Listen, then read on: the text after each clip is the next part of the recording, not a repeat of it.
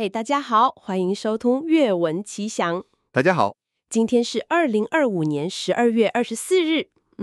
不知道你现在在哪里？不过这个时节窗外可能蛮冷的，我觉得很适合泡杯热茶，然后沉淀一下，好好想一想我们今年遇到的人呐，经历的那些关系。真的是个很适合回顾的季节。对呀，所以我想先问问你，在这个资讯爆炸的时代，每个人好像都在社群媒体上很努力地打造一个完美的人设。没错，在这种情况下，你是不是也觉得认识一个人这件事，好像变成一个越来越难的挑战？难度超高的。我们老话说知人知面不知心，这份焦虑感现在好像比以前任何时候都更真实。所以今天我们要一起深入来聊的资料，就是一篇标题很厉害的社论，叫做岁月练就的火眼金睛，客家长辈世人三看的人生智慧。光看标题就觉得很有料。没错，我们这次的任务就是跟着这位长辈的思路，为你拆解出一套来自民间，但我觉得极其实用的一套识人方法。这不只是为了要看透别人呢，对，更是为了在这个有点复杂的世界里，学会清醒地保护自己。所以准备好了吗？我们要跟着这位詹先生来当一回世人侦探，从外表的蛛丝马迹一路挖到内心深处那个最真实的开关。这个旅程的起点我觉得就很有意思。文章作者提到，他是在一场线上的讲座才认识了这位70多岁的客家前辈詹庆福先生。然后讲座一开始，詹先生就讲了一句很重的话。他说：“做事简单，做人难。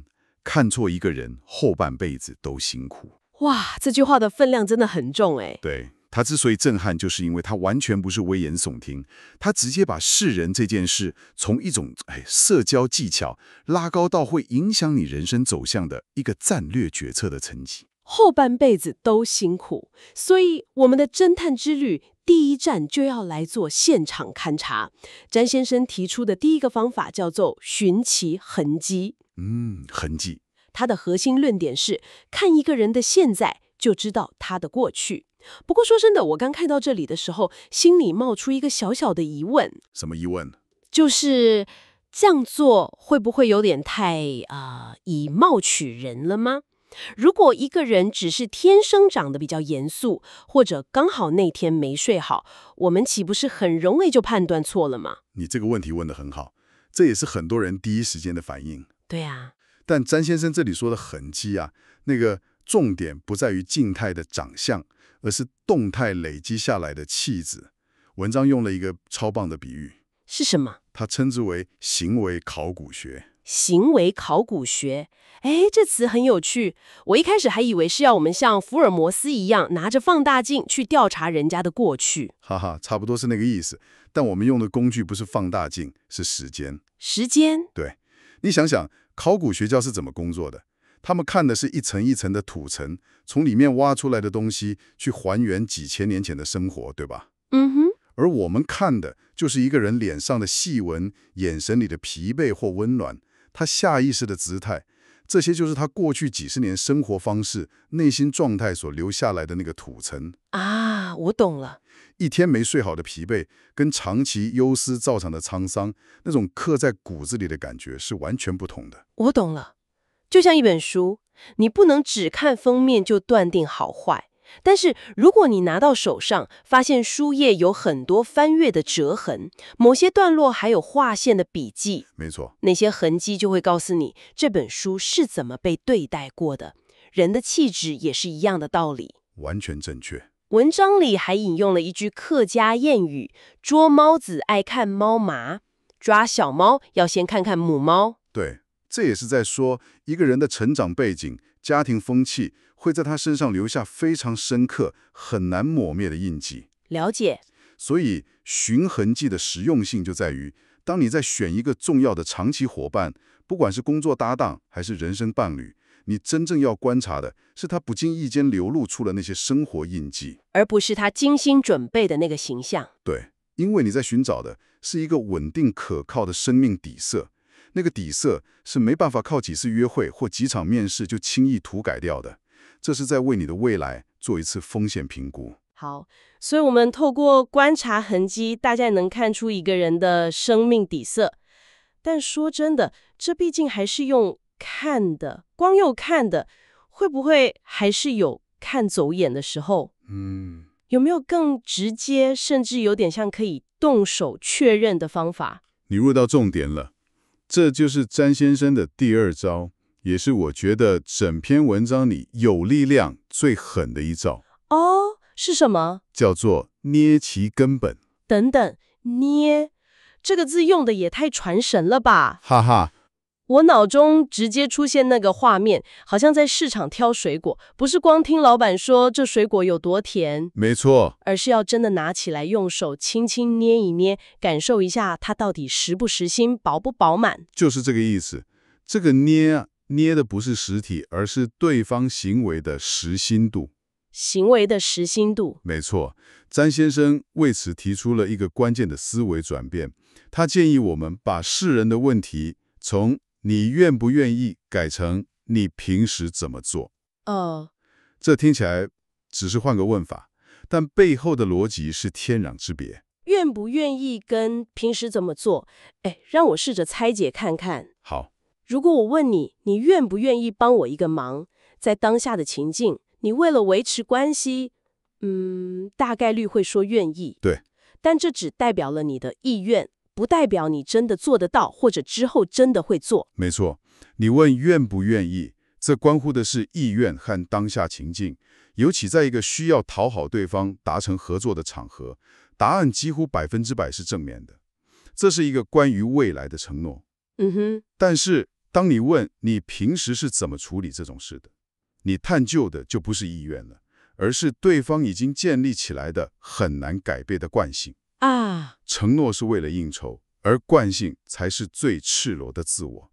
那个是他大量的过去行为数据所描绘出的真实样貌。这在职场上实在太常见了。真的，面试的时候，每个人都说自己抗压性强，乐于团队合作，但有经验的面试官就会把问题换成什么？可以分享一个你过去工作压力最大时是如何处理跟同事意见分歧的具体案例吗？他要听的不是你的承诺，而是你过去的行为数据。这就是捏根本。对，正是如此。文章里用了一个很传神的比喻，请神容易送神难。这句好。如果你在合作之前没有先捏过对方的根本，发现他的行为模式是空心的，也就是说的天花乱坠，但平时根本没有相对应的行为习惯，那他所有华丽的愿景都只是沙上柱塔，看起来很美，但风一吹就倒了。对，你请来的是一尊空心的神，后续要花的力气远比一开始谨慎评估要大得多。我觉得这给了我们在现代社会一种很重要的定力哦。我们每天接触太多零碎的资讯和短暂的社交，太容易被美好的愿景和承诺给迷惑了。真的很容易。但这个方法提醒我们，要学会从一个人的过去完成式，去推导他的未来进行式。当你不再只听对方说他想成为什么样的人，而是开始审视他一直以来是个什么样的人，你才能筛选出那些真正靠得住的伙伴。这份定力能帮你省下无数的时间、金钱，甚至是情感的耗损。好的，从观察外在的痕迹到探测内在的根本，接下来我们的侦探之旅要进入最核心也最困难的部分了。没错。詹先生的第3个方法叫做验其本性，我觉得这个最难呢。毕竟谁会在你面前轻易展现出自己最真实、无毫防备的那一面呢？这就是验这个字的巧妙之处。詹先生说的验，不是当面拷问，不是拿一张考卷给对方写，那是什么？而是要创造一个他根本没意识到自己正在被测试的环境。文章里那个超市的例子就是一个完美的压力测试。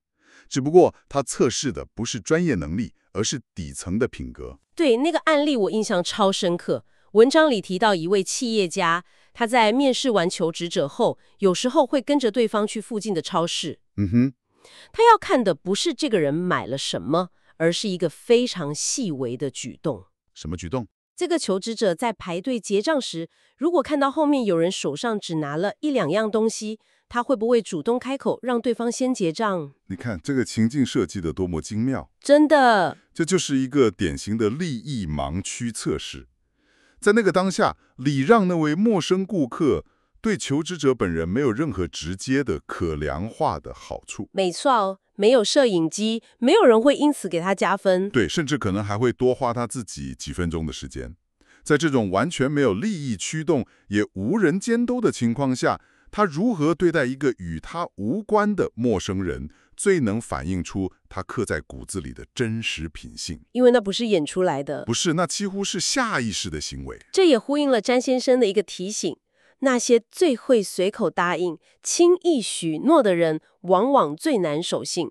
他认为，如果一个人在这种别人看不见的微末小事上都无法自律、无法展现同理心，那么攸关信誉的重大事情是绝对不能托付给他的。因为他的底层作业系统可能就是以自我利益最大化为优先。没错。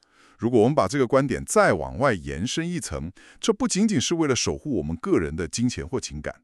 这种对说作合一的检验，其实是维系整个社会信任成本的基石。社会信任成本。对啊，你想想，如果一个社会里大部分人都能在无人监督时依然坚守原则，那么我们就不需要那么多繁复的合约，那么多监视器，那么多防弊措施。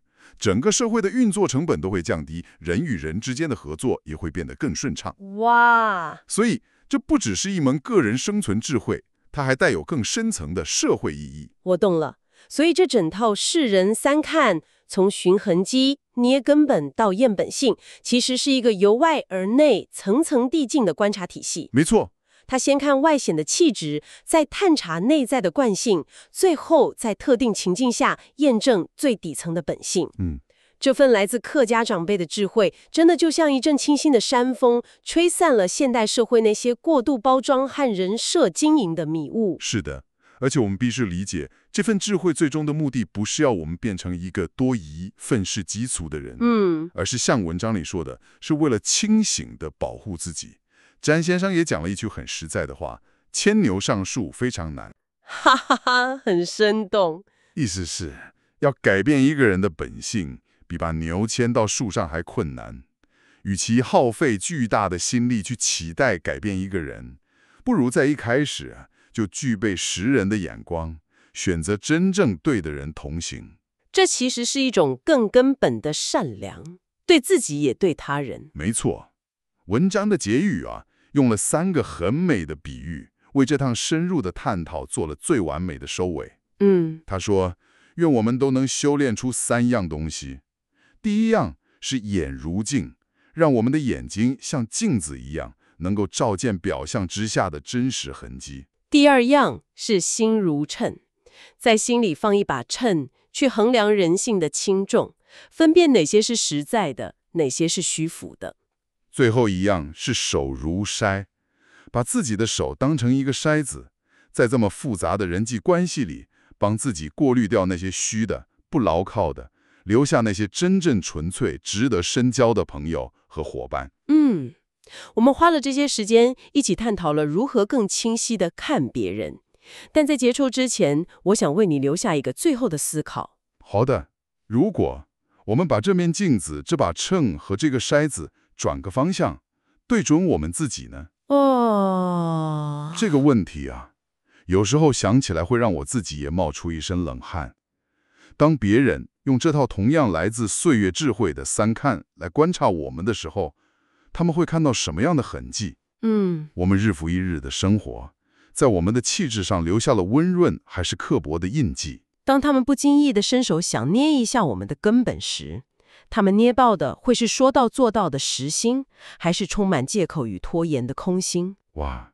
而在那些没有聚光灯、无人注视的角落里，在我们对待餐厅服务商、快递员，或是在网络上匿名留言的那些时刻，我们的本性又是如何展现的？老实说，我每次想到这里都会反省一下自己，在那些时刻，我是不是少了点耐心，多了点理所当然？而那个时刻，可能才是最真实的我。或许最高明的识人术，最终是指向一条自我修炼的道路。